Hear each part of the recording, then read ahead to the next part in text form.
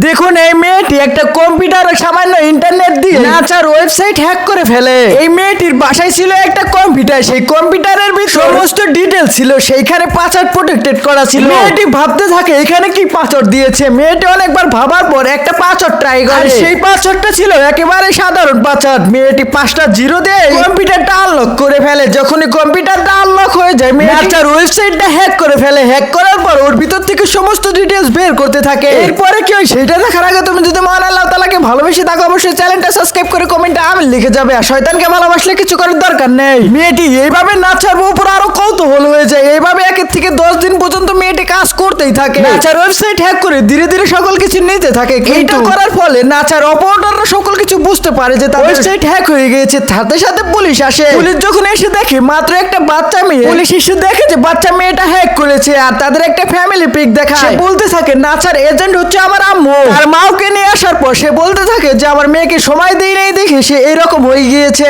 এরপর মেয়েটি বাসায় এসে আবার হ্যাক করতে চায়, কিন্তু এবার পাসওয়ার্ড চেঞ্জ করে ফেলে।